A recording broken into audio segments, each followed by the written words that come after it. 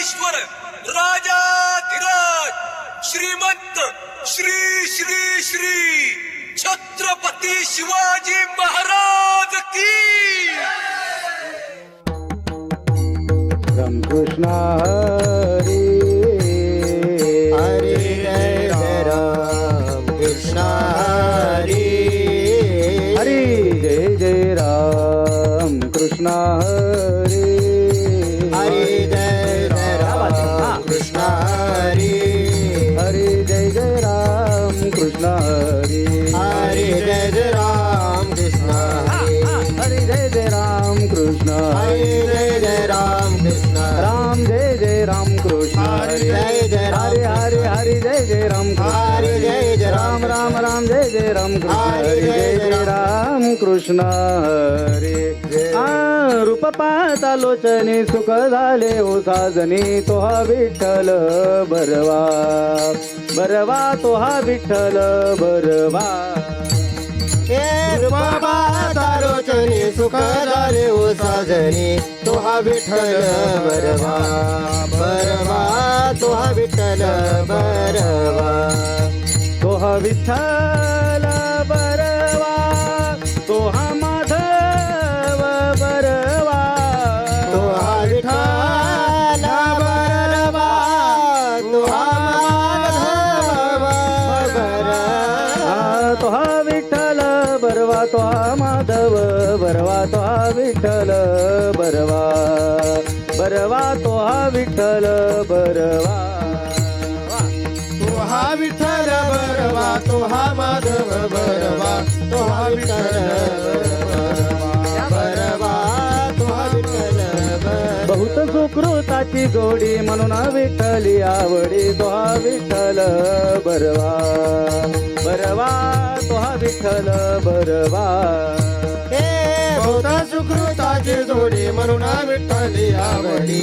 तो हा विठ्ठल बरवा तो हा विठ्ठल बरवा हे सर्व सुखाचे आगर बाप रखुमा देवीवर तो हा विठ्ठल बरवा तो हा माधव बरवा सर्व सुखाचे आगर बाप रखुमा देवीवर तो हा विठ्ठल बरवा तो हा माधव बरवा हरी जय जय राम कृष्ण जय जय राम कृष्ण राम कृष्ण हरे जय जय राम कृष्ण राम कृष्ण जय जय राम कृष्ण जय राम कृष्ण जय जय राम कृष्ण जय जय राम कृष्ण हरी जय जय राम कृष्ण हरी जय जय राम कृष्ण हरी जय जय राम कृष्ण हरी जय जय राम कृष्ण हरी जय जय राम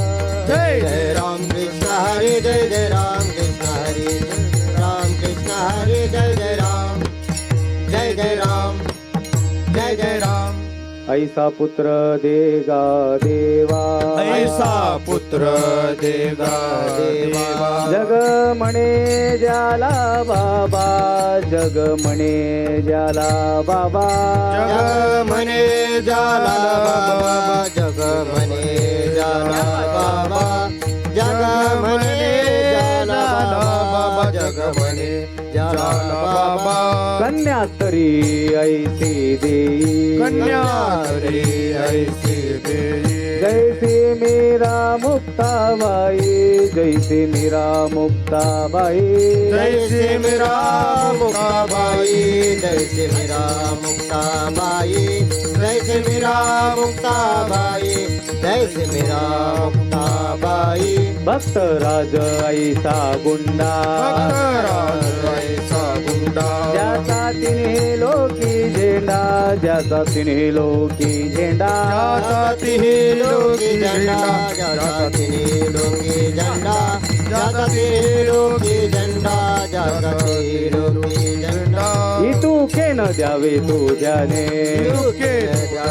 जाने करे गाने संतान करे गाने संतान करिगाले संतान करिगाले संतान करिगाले संतान करिगाले संतान हे दोही ठाई लेखा दोन्ही ठाई लेखा म्हणे केशवदास चोखा म्हणे केशवदास चोखा म्हणे केशवराज चोखा म्हणे केशवराज चोखा म्हणे केशवराज चोखा म्हणे केशवराज चोखा कन्या तरी ऐसी दे तरी ऐसी दे ऐसी दे तरी ऐसी दे मुक्ताबाई जैसी मीरा मुक्ताबाई मीरा मुक्ताबाई जैसी मीरा मुक्ताबाई जैसी मीरा मुक्ताबाई जैसी मीरा मुक्ताबाई विडोबा रखुमाई टाळी टाळी वाजवा खाली बसलेले वा विठोबा रखुमाई विठोबा रखुमाई विठोबा रखुमाई विठोबा रखुमाई विडोबा रखुमाई विठोबा रखुमाई विडोबा रखुमाई विठोबा रखुमाई विडोबा रखुमाई विठोबा रखुमाई विठोबा रखुमाई विडोबा रखुमाई विठोबा रखुमाई विठोबा रखुमाई विठोबा रखुमाई विठ्ठल विठ्ठल विठ्ठल विठ्ठल विठ्ठल विठ्ठल विठ्ठल विठ्ठल विठ्ठल टाळी वाजवा विठ्ठल आईचा लाभा जो चुकला तो का म्हणे वाया गेला. विठ्ठल विठ्ठल विठ्ठल क्या बात आहे, वा. विठ्ठल विठ्ठल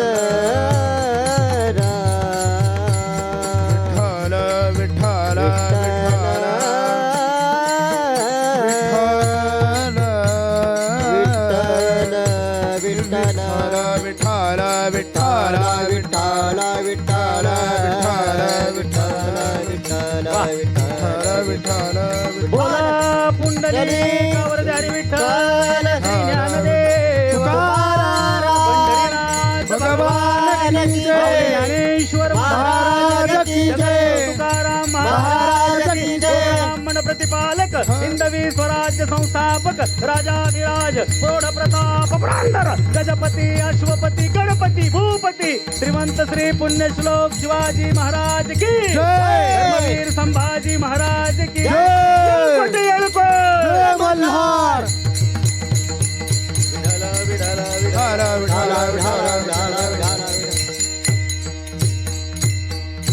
विठ्ठल ऐसा पुत्र देगा देवा जग म्हणे ज्याला वावा कन्या तरी ऐसी दे जैसी मीरा मुक्ताबाई. भाविक जन हो, प्रस्तुत प्राप्त प्रसंगी प्राप्त स्थळी या दिव्य वातावरणामध्ये या ऐतिहासिक भूमीमध्ये ही भूमी या भूमीतली माती कधीतरी उचलावी आपल्या कानाला लावावी का ऐकणारे कान मात्र पवित्र पाहिजे. अरे या भूमीतली माती कधीतरी हातात घ्यावी ती कानाला लावावी. अजूनही त्या मातीतून हर हर महादेव असा जयघोष ऐकू येतो. ऐकणारे कान मात्र त्या लायकीचे पाहिजेत. ही शौर्याची भूमी आहे, ही समृद्धीची वैराग्याची भूमी आहे. आणि या ऐतिहासिक भूमीमध्ये आज कीर्तन रूपी सेवेसाठी निवडलेला ज्यांचा अभंग आहे ते म्हणजे माझ्या पांडुरंगाचे निस्सिम भक्त श्री संत चोखोबराय.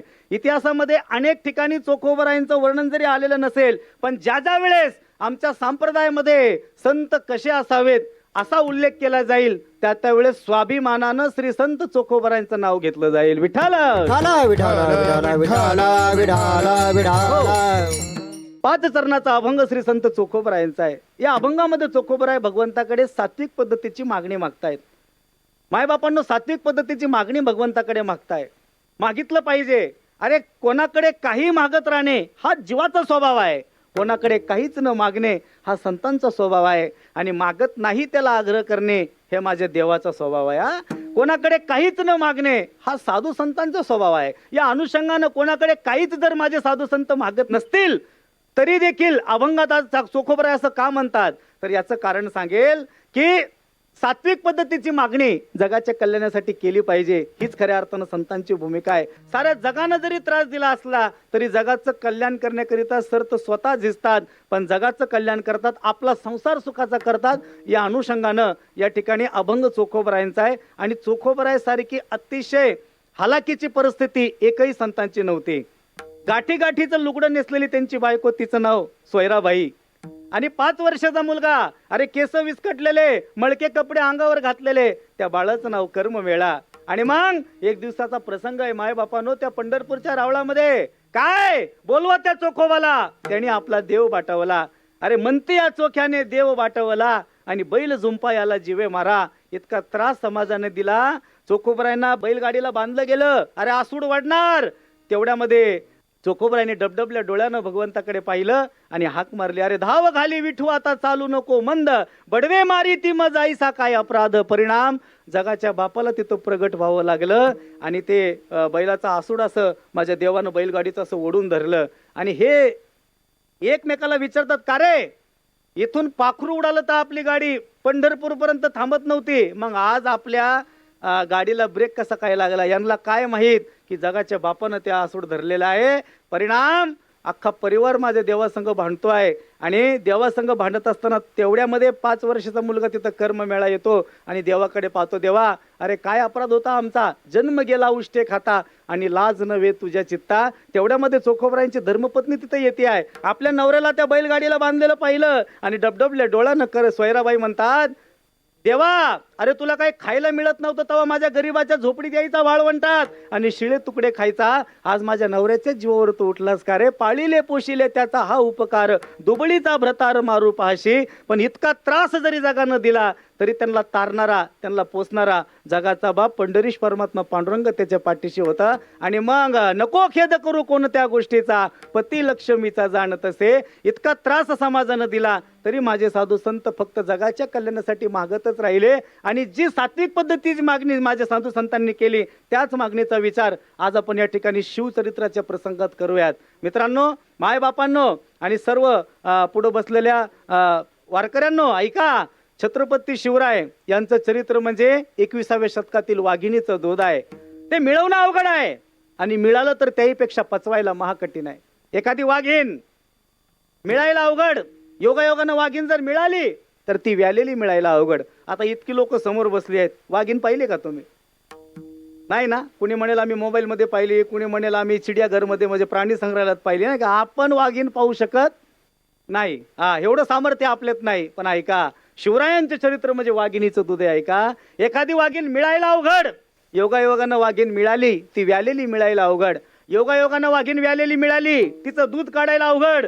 योगायोगानं वाघिणीचं दूध काढलंच तर वाघिणीचं दूध साठवायला अवघड. का असं म्हणतात? वाघिणीचं दूध साठवायचं आहे त्यासाठी लोखंडाचं, जर्मनचं, प्लास्टिकचं, एल्युमिनियमचं, फायबरचं, लाकडाचं, प्लास्टिकचं भांडं चालत नाही. वाघिणीचं दूध साठवण्यासाठी सोन्याचंच पात्र असावं लागतं. तसं छत्रपती शिवरायांचं चरित्र म्हणजे 21व्या शतकातील वाघिणीचं दूध आहे. ते मिळवण्यासाठी मनगट, प्रगमनशील आणि धाडसी क्रांतिकाराचे हवे. येत्या येड्या गवाळाचे काम नाही. आज 350 पावणे 400 वर्ष झाले या भूमीत जन्माला आलेल्या कुठल्याही लेकराला सांगावं लागत नाही छत्रपती कोण होते ते.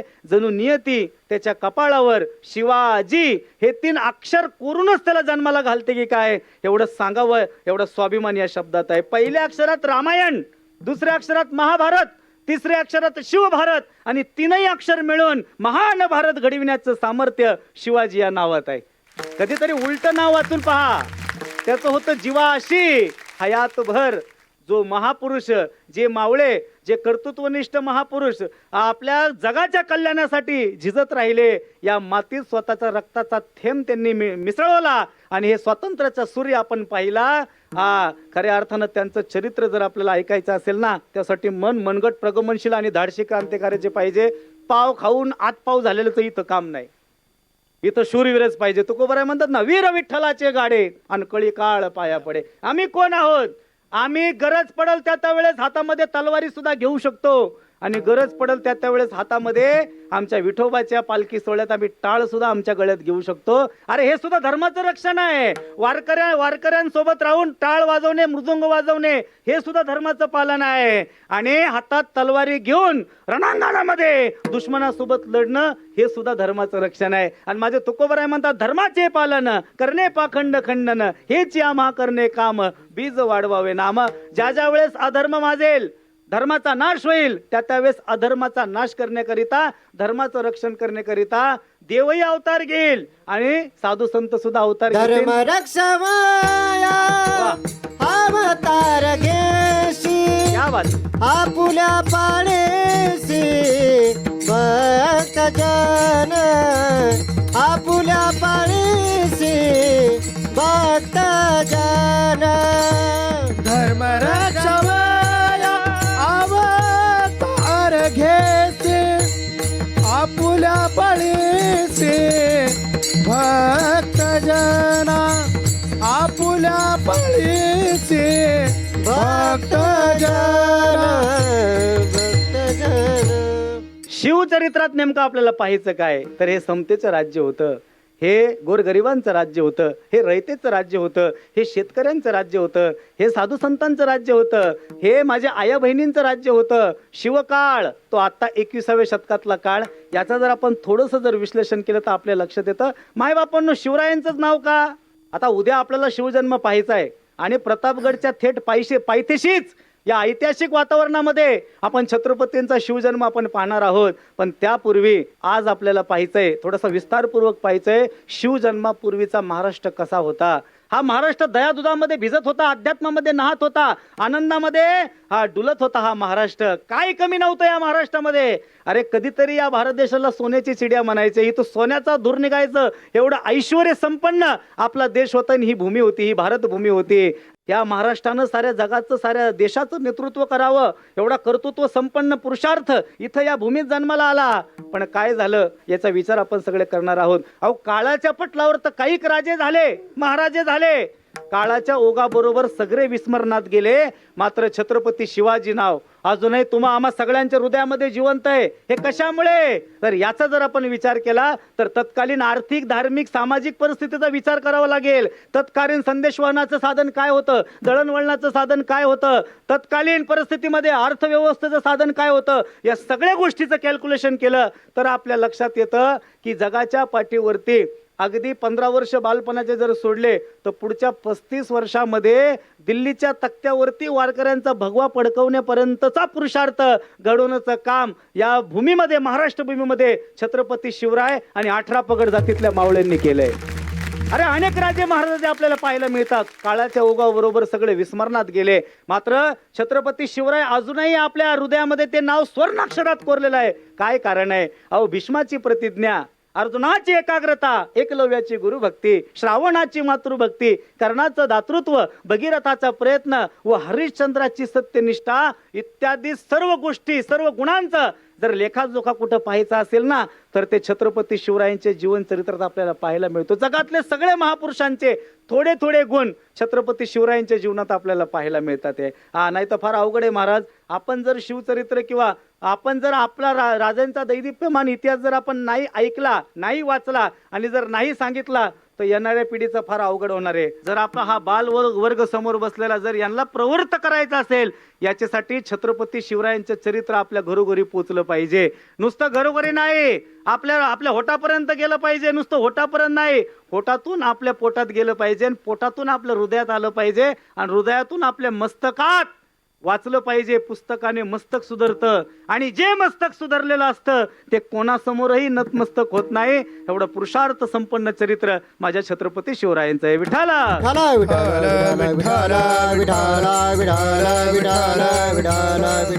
हो. आणि या अनुषंगानं माय बापांनो, मागण्याची जी या ठिकाणी प्रक्रिया आहे, अनेक साधू संतांनी मागितलं.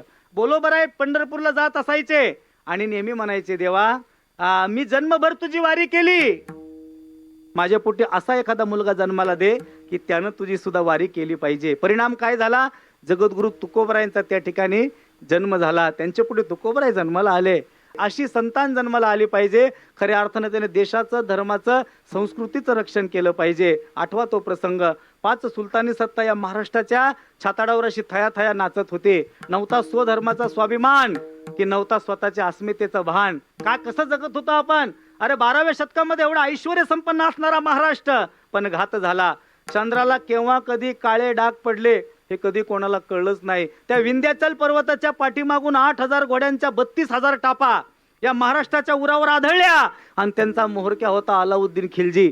जलालुद्दीन खिलजीचा पुतण्या आणि जावई सुद्धा. त्याच्या रूपाने या महाराष्ट्रावरती पहिली धाड पडली. विंध्याचल पर्वताच्या पाठीमागून 8,000 घोड्यांच्या 32,000 टापा या महाराष्ट्राच्या देवगिरीच्या तक्त्यावरती आढळल्या. मात्र आले होते 8,000चं सैन्य घेऊन. त्यांनी अफवा पसरवले, आम्ही हे पुढे फक्त 8,000 आणलंय, पाठीमागून 1,00,000चं सैन्य येत आहे. त्यावेळेस देवगिरीच्या तक्त्यावरती राजा रामदेवराय राज्य करीत होता आणि मराठ्यांचा गरुड ध्वज मोठ्या टौलानं देवगिरीच्या किल्ल्यावरती फडकत होता.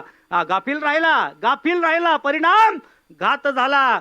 घाबरला आणि त्या ठिकाणी शरण गेला आणि खंडणी द्यायला, अलाउद्दीन खिलजीला खंडणी द्यायला कबूल झाला.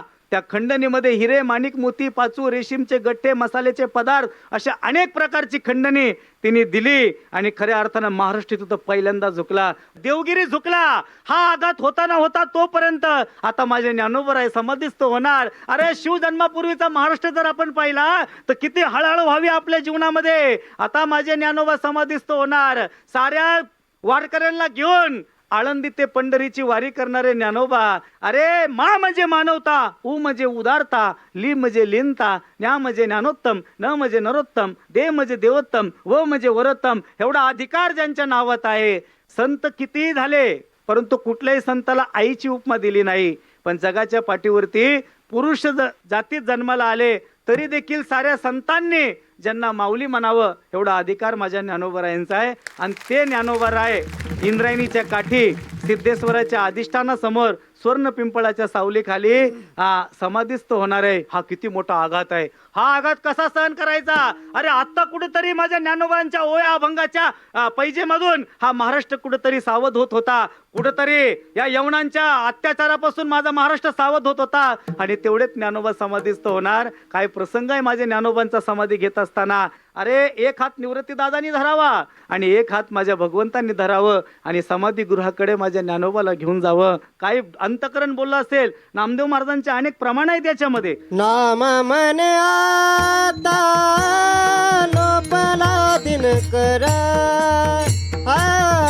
नाम म्हणे आता लोपला दिनकर, नाम म्हणे आता लोपला दिनकर, नाम म्हणे आता लोपला दिनकर. बाप ज्ञानेश्वर समाधीस्थ, हे बाप ज्ञानेश्वर समाधीस्थ. टाळ कार्तिक वद्य त्रयोदशी आळंदीमध्ये साऱ्या वैष्णवांची मांदियाळी जमली आहे. वारकऱ्यांचा भगवा ज्यांनी आमच्या हातामध्ये दिला स्वाभिमानानं जगावं. अरे आदिनाथ गुरु सकळ सिद्धांचा मच्छिंद्र तयाचा मुख्य शिष्य. मच्छिंद्राने बोध गोरक्षाशी केली, गोरक्ष वळला गहिनी प्रती, गहिनी प्रसादे निवृत्ती दातार आणि ज्ञानदेव सार चोजविला. ही वैष्णवांची परंपरा आली ज्ञानोबरायांपर्यंत आणि ते ज्ञानोबराय आम्हाला सोडून जाणार, या महाराष्ट्र भूमीला सोडून जाणार. अरे महाराष्ट्र पोरका होणार. या अंतकरणातून सगळ्यांच्या डोळ्यातून घळघळा अश्रू वाहत आहेत.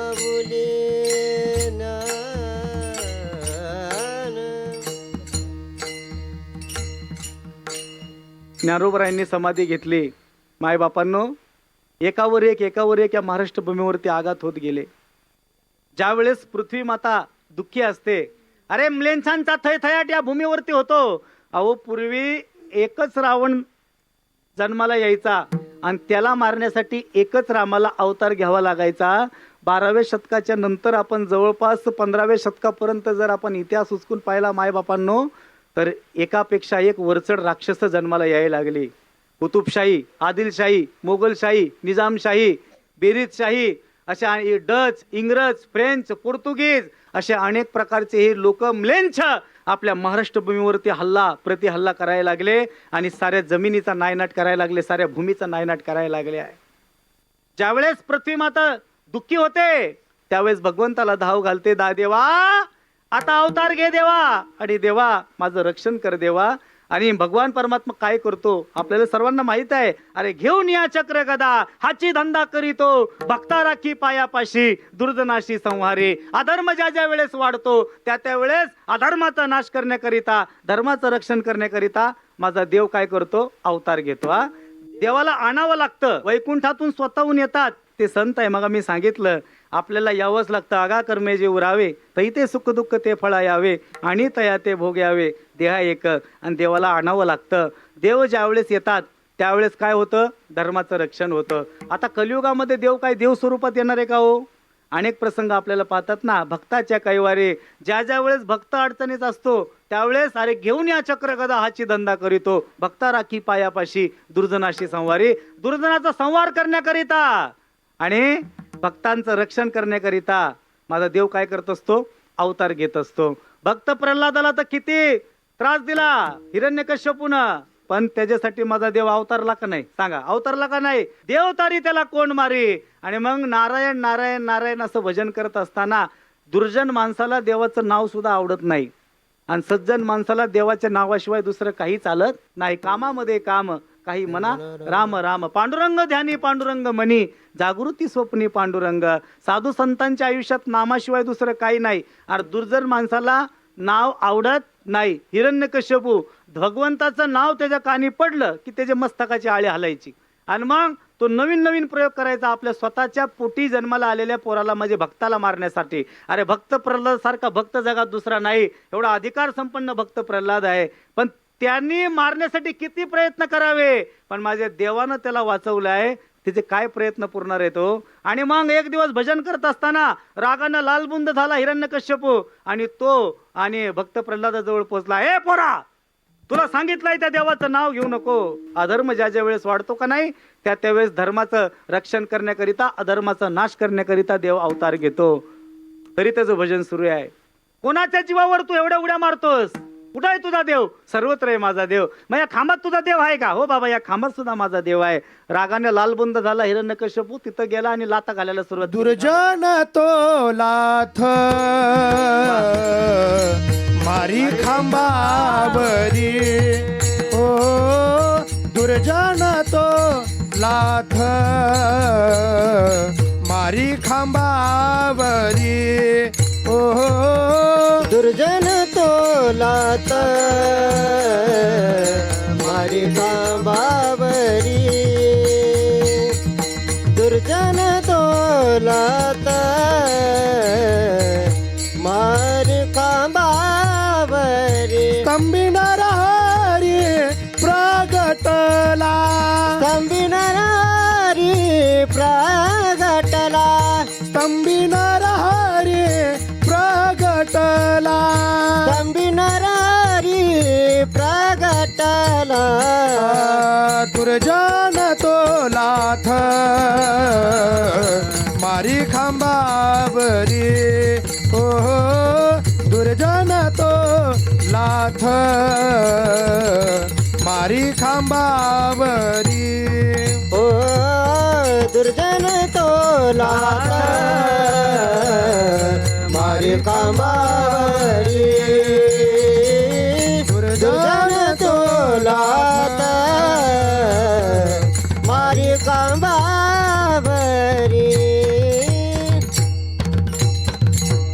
दुर्जन तो लाथ मारी खांबावरी, आणि स्तंभी नारायण प्रगटले. नरसिंहाचा अवतार माझ्या देवानं घेतला, आणि खऱ्या अर्थानं तो 1.5 मिनिटात तो हिरण्यकश्यपू असा फाडून त्याच्या आतड्या असे बाजूला करून त्याला फेकून दिला. असेच नरसिंहाचा जन्म या महाराष्ट्र भूमीत झाला, ते आपण उद्या सगळेजण पाहणार आहोत. पण मायबापांनो, ते नरसिंहाला जन्माला येण्यापूर्वीचा हा महाराष्ट्र आहे. या महाराष्ट्राचा आपण थोडक्यात विचार करू. हा महाराष्ट्र कसा होता? जुलमी अत्याचारानं ग्रसित झालेला हा महाराष्ट्र आहे. अरे नव्हता स्वधर्माचा स्वाभिमान, 5 सुलतानी सत्ता या महाराष्ट्राच्या उरावर नाचत असताना माझ्या आया बहिणीनं रडायचं सुद्धा स्वातंत्र्य नव्हतं. अरे रडायचं कसं? एक तर स्वतःचं धर्मांतर करायचं, नाहीतर मरायचं. हे 2च पर्याय फक्त आपल्या रयतेसमोर होते. या भूमीत माझ्या आया बहिणी सुद्धा सुरक्षित नव्हत्या. कोणीतरी आमच्या घरात घुसत होतं, अत्याचार बेदमल घडत होता. रडायचं नाही, गप बसायचं.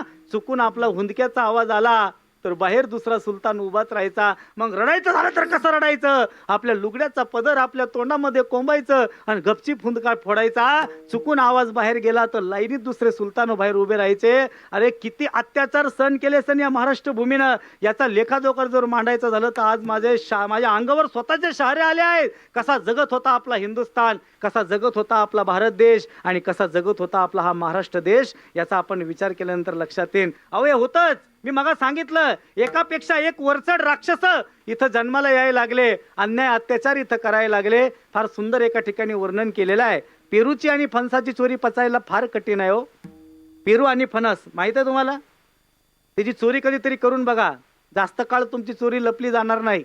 पेरूला वास सुटायला लागला आणि फणस पिकायला लागलं की त्याचा वास अख्ख्या पेरूची आणि फणसाची चोरी पचायला फार कठीण आहे. किती लपवा त्याचा वास उफाळून येणारच. दारुड्याच्या तोंडाचा वास आणि बोकड्याच्या अंगाचा वास फार बुरख्यात घातला तरी भपकारा यायचाच. दारुड्याच्या तोंडाचा आणि बोकड्याच्या अंगाचा. जवानीची मस्तीन म्हातारपणाचा खोकला कधी दाबूल दबेल काय? किती लपवा ते उफाळून येणारच. तशीच स्थिती राजकारणाची आणि गजकरणाची. किती लपवा खाज येणारच, खाज सुटणारच. तशी होती आदिलशाही, तशी होती मोगलशाही, तशी होती बेरीजशाही, सुलतानशाही. यांनी पार नको नको करून टाकलं होतं. अरे त्या नाशिकमध्ये त्र्यंबकेश्वर भूमीत हिंदूंचं श्राद्ध कोणी घालायचं? 2 हिंदू आपसात भांडत होते आणि त्याचा न्याय निवाडा करण्यासाठी कुठले तरी खानाकडे जात होते. वणी गडावरती, सप्तशृंगी गडावर वणी आई भवानीची पूजा कुणी करावी, हा ब्राह्मणात लागलेला वाद मिटवायला कुणीतरी खानाच्या दरबारात जावं लागत होतं. त्या उत्तरेपासून तर दक्षिणेपर्यंत हिंदूंचे सगळे मंदिराचे कळस आणि मुंडक्यांची मिनार रचली गेली. हिंदूंची मुंडकी छाटायची आणि त्या मुंडक्यांचे असे मोठे मोठे ढीग लावायचे. इतक्या भयान परिस्थितीमध्ये या भूमीचं खऱ्या अर्थानं वास्तव्य निर्माण झालेलं होतं. मग 15व्या शतकाच्या शेवटी एक अनाथांच्या नाथानं पैठण भूमीमध्ये ज्यांचा जन्म झाला त्यांचं नाव श्री संत शांतीब्रह्म एकनाथ महाराज. काही संत होते तर शांत नव्हते, काही शांत होते तर संत नव्हते, काही संत होते पण श्रीमंत नव्हते. जगाच्या पाठीवर सगळ्या तिन्ही गुणाचं एकत्रीकरण जिथं झालं म्हणजे संत शांतीब्रह्म एकनाथ महाराज ते शांतही होते, श्रीमंतही होते आणि संतही होते. माझे शांतीब्रह्म एकनाथ बाबा गेले पंढरपूरला आणि त्यांनी हा सगळा आक्रोश पाहिला, हा जळणारा महाराष्ट्र पाहिला, अरे मोगलांचा थैथाट पाहिला आणि आपल्या दोन्ही हाताच्या मुठी आणि आई भवानीच्या स्वरूपानं माझ्या पांडुरंगाच्या महादरवाज्यावर अशा आपटायला सुरुवात केली. ए बाय आणि साथ घातली. दारुगड बयात दारुगड दारुगड बयात दारुगड दारुगड बयात दारुगड दारुगड बयात दार उघड दारुगड बयात दारुगड दारुगड बयात दारुगड दार बया उघडत दारुगड दारुगड बयात दारुगड. ए बाय, अरे कोल्हापूर निवासिनी बये दारुगड, ए माहूरची रेणुकाई बये दारुगड, ए वणीची सप्तशृंगी आई बये दारुगड, ए पंढरपूरची विठाई बये दारुगड, ए आळंदीची ज्ञानाई बये दारुगड, ए जेजुरीची खंडाई बये दारुगड. हा अन्याय अत्याचार आता आमच्याकडून पाहिला जात नाही बये दारुगड. 15व्या शतकाच्या शेवटीला अनाथांच्या नाथांनी साथ घातली. परिणाम आता देवानं ठरवलं की आपण आता काय करायचं. हातात शस्त्र घेऊन आपण मानवी रूपात जायचं आणि आपण या ठिकाणी धर्माचं रक्षण करायचं. नाथबाबा काही साधी महात्मे नव्हते. गावडीनं ज्यांच्या घरी 36 वर्ष जगाचा बाप पाणी वाहत होता तेवढा श्रीखंड्या चंदन उगाळोनी करी घ्यावा तेव्हा. श्रीखंड्या चंदन उगाळोनी करी श्रीखंडा चंदन उघडून करी. जय श्रीराम. श्रीखंडा चंदन उघडून करी. श्रीखंडा चंदन उगाळून करी श्रीखंडा चंदन उगाळून करी. वस्त्री गंगा तिरी धुतासे वस्त्री गंगा तिरी धुतासे. श्रीखंडा चंदन उघडून करी श्रीखंडा चंदन उघडून करी. वस्त्र गंगा तिरी धुतसे वस्त्र गंगा तिरी धुतसे. शिवजन्म सांगण्यापूर्वी संतांची मांदियाळी सांगणं फार गरजेचं आहे.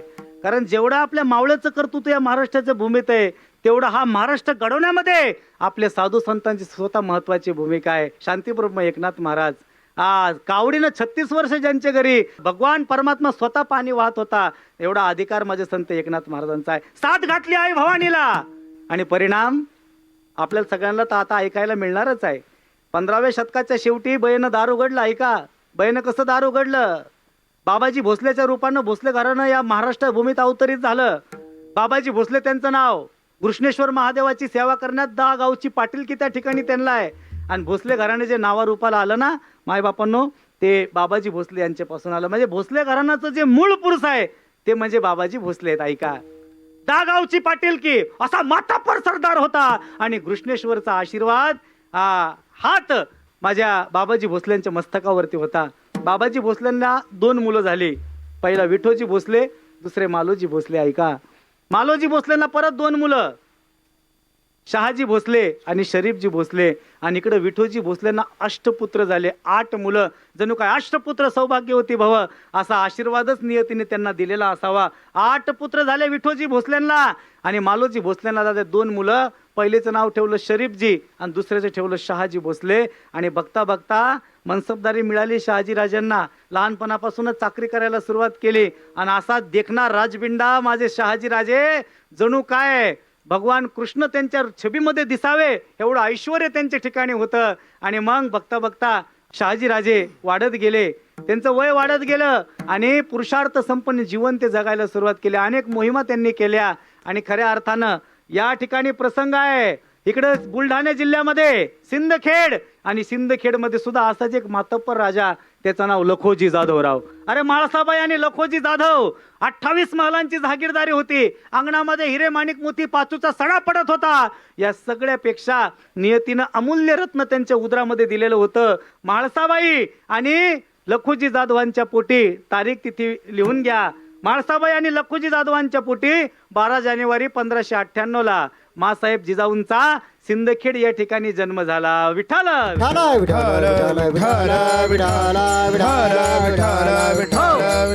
आणि तिथून पुढं लहानपणीच तिच्या डोळ्यातलं, जिजाऊच्या डोळ्यातलं तेज पाहिलं की त्यांचं लखोजी जाधवांचं मन असं भरून यायचं. अरे तुझ्या बापानं जन्मभर दुसऱ्याची चाकरी केली, पण माझी ही लेक, माझ्या पोटी जन्माला आलेली लेक, माझ्या पोटी जन्माला आलेली लक्ष्मी एक ना एक दिवस या मातीमध्ये हिंदवी स्वराज्य निर्माण करेल. अरे गुलामगिरीच्या साखळबंधांना तोडून वारकऱ्यांचा भगवा फडकेल अशी महत्वाकांक्षा लखोजी जाधवांच्या उदरी तयार झाली. आणि बघता बघता या ठिकाणी जिजाऊ मासाहेब वाढत वाढत वाढत त्यांचं वय वाढत वाढत गेलं आणि 7-8 वर्षाच्या माझ्या मासाहेब झाल्या. पण लहानपणी आपण असं म्हणतो ना की बाळाचे पाय पाळण्यातच ओळखू येतात. अरे 7-8 वर्षाच्या मासाहेब होत्या, अंगणात खेळत होत्या आणि लखोजी जाधव कुठेतरी असे युद्धाला निघाले होते. आणि हे पाहिलं, छोट्याशा जिजाऊनं पाहिलं की आपले वडील लखोजी जाधव कुठेतरी युद्धाकडे निघालेले आहेत.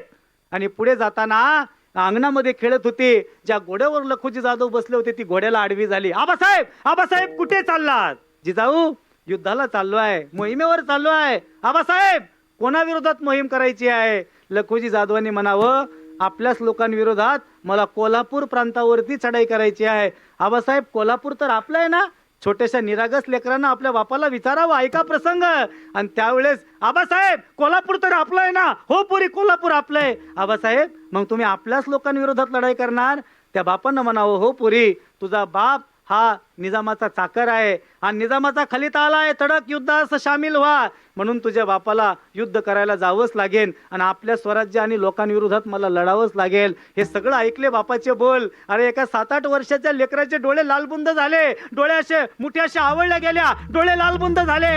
आणि त्या बाल जिजाऊन सांगावं, आबासाहेब तुम्हाला लाज वाटत नाही का? आबासाहेब या महाराष्ट्र भूमीमध्ये एवढा अखंड अत्याचार आपल्यावरती चालू आहे आणि तुम्ही या सुलतानांची, या गनिमांची तुम्ही चाकरी करता आबासाहेब. अरे घोड्याहून उडी मारली आणि छोट्याशा जिजाऊला आपल्या कड्यावर घेतलं आणि तो बाप लखोजी सांगत होता, अगं पुरी सांग मी काय करू? पुरी पुरी तुझ्या बापानं जर स्वराज्य निर्माण करण्याचा प्रयत्न केला पुरी तर हजारो शमशेरी पुढे तुझा बाप एकटा उरेल. अरे उसाचं टिपरं होता तसे तुझ्या बापाचे हातापायाचे तुकडे कुत्रा आणि गिधाड खातील. त्यांच्या विरोधात स्वराज्य निर्माण करण्याचं धाडस तुझ्या बापाच्या अंगात नाही. या छोट्याशा जिजाऊंना काय म्हणावं ऐका. आबासाहेब आबासाहेब आबासाहेब, तुमच्या अंगामध्ये स्वाभिमान जिवंत नाही. आबासाहेब खाली सोडा. अरे कडेहून खाली उतरली, डोळे लालबुंद झाले, हाताच्या मुठ्याशी आवळल्या आणि आपल्या बापाकडे पाहून ही छोटीशी जिजाऊ म्हणते, आबासाहेब तुम्हाला लाज वाटत नाही, तुम्ही त्या निजामांची चाकरी करता. याद राखा आबासाहेब, आबासाहेब मी नाही पण माझ्या पोटी जो मुलगा जन्मेल एक ना एक दिवस या भारत देशामध्ये, या महाराष्ट्र भूमीमध्ये हिंदवी स्वराज्य निर्माण करेल. आबासाहेब आपण म्हणतो हिंदवी स्वराज्याची शपथ छत्रपती शिवाजी महाराजांनी घेतली नाही. हिंदवी स्वराज्याची शपथ आणि संकल्पिका कोण आहेत असा जर ज्या वेळेस प्रश्न येईल तर एकच नाव घ्यावं लागेल, राष्ट्रमाता राजमाता भारतमाता माँसाहेब जिजाऊ. आपल्या पोटी शुद्ध बीजापोटी फळे रसाळ गोमटे. अरे आपल्या पोटी आपल्या कुळात कशी मुलं पाहिजे हे जे आई बाप ठरवत नाही. तुकोबारा म्हणतात, तुका म्हणे माय बापे सरपिन की बोका. ज्या आई बापाला आपल्या पोटी कशी पोरं जन्माला घालायची याचं जर भान नसेल, अरे 1.25 लाख प्रदक्षिणा स्वर्ण पिंपळा घातल्या आणि तेव्हा कुठेतरी माऊली ज्ञानोबाराय जन्म झाला. अरे बोलोबांनी पंढरीची वारी असंख्य केली तेव्हा कुठेतरी तुकोबाचा जन्म झाला.